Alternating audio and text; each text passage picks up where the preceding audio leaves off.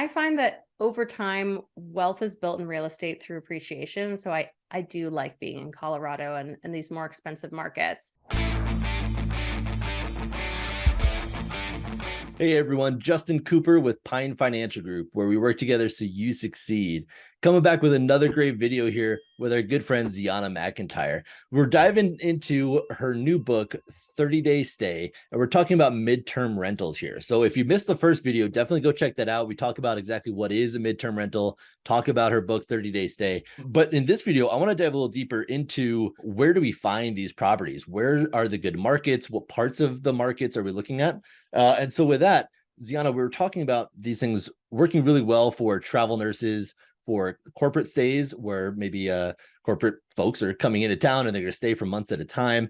So where would we be looking if we want to get into that and start investing in these midterm rentals? Where should we be looking? What are good markets?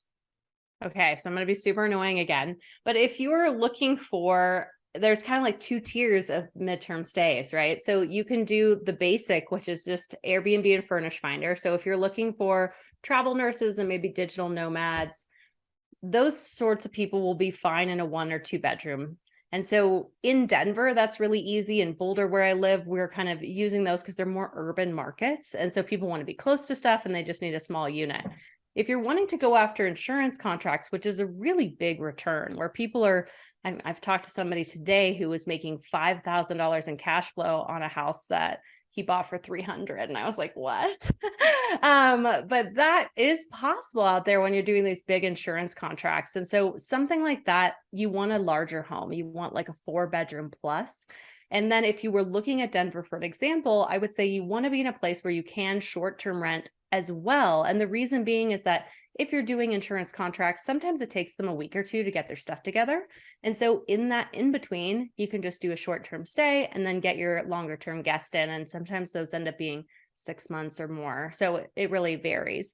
But for us outside of Denver, Arvada is legal for short-term rental. Wheat Ridge is as well. So if you just find those right markets, it can work really well to do both.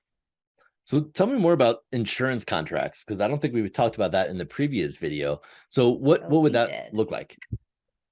Yeah. So an insurance contract is just if somebody has something that happens to their home. So recently, like last year, we had 1,000 homes burned down here in Colorado from a kind of wildfire that no one expected it to go that far. But after that, all these people needed to have housing somewhere else, right? So insurance was making claims and they put people up in hotels temporarily. But if it's going to be, maybe 2 or 3 years before these people can rebuild, they've got to find other housing. And a lot of people can't just go and buy a home immediately. So they'll rent something for a couple of months on the insurance dime. So that is where that comes from. Yeah. Gotcha. Yeah. So that would make sense kind of anywhere and everywhere, right? Yeah. Every town and city is going to have something like that. So I guess your typical clientele, how much do you have these insurance contracts? How much do you have the corporate stuff? How much is the travel nurses? Like what's kind of the breakdown, or can we specifically target and try to attract certain types of tenants to our midterm rentals? Yeah. So our book, when we wrote our book, which was about a year ago, all we knew about was Airbnb and Furnish Finder. And even with that, we were able to keep our places like 98% occupied. I wrote it with someone else, Sarah Weaver. So you hear me saying we, you're like, who is the we? That's the we. But from there, I'm just starting to really dig into these contracts. And there's only, I think, like 4 people in the US that I know that are doing that. Of course, there's probably more, but it's a really early day thing to try to do that specifically. And so there are a couple of people that are launching courses on it. We are just starting to test that market as some of our places are coming available. And so we've had a few requests, but it hasn't fully landed yet that we've gotten these contracts yet. Interesting. Yeah. So that being said, how do we determine what market we should be in? Is it just who's friendly to Airbnb? Is it only investing in your backyard? Are there certain parts of the country that we should be targeting? Like, how do we go and really start looking into and figuring this out? Because if we could do it anywhere in the country, right, that's so much potential. I would then have analysis paralysis. I wouldn't even know where to start. Yeah, well, a lot of people do have analysis paralysis, so you're in good company. Yeah, so You can do it anywhere, which is kind of annoying to say.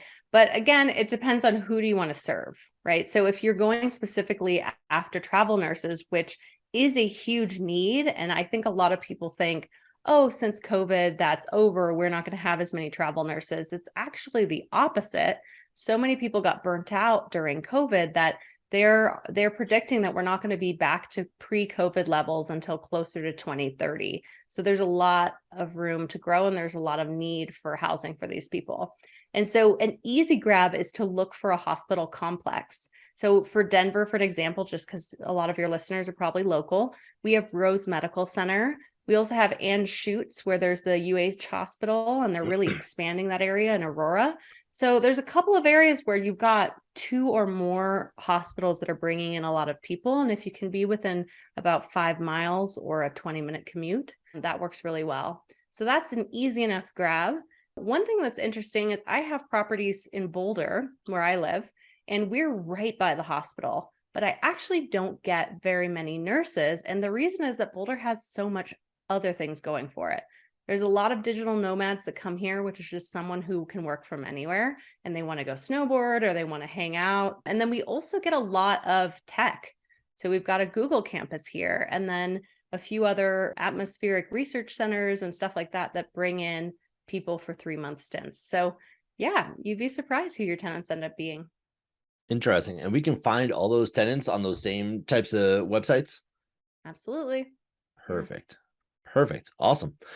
Anything else we should talk about on the market I to think fill in this that video? the way that I help clients determine their market is based on what their goals are.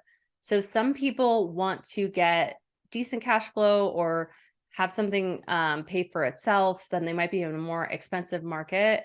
And then if they're looking for appreciation, that's a certain kind of market. If they're saying like, oh, I really just need to replace my income, so cash flow is the main focus, then you're probably going to be somewhere more like the Midwest where it's just cheaper. And so that cash flow is going to work out, but you may not get the appreciation.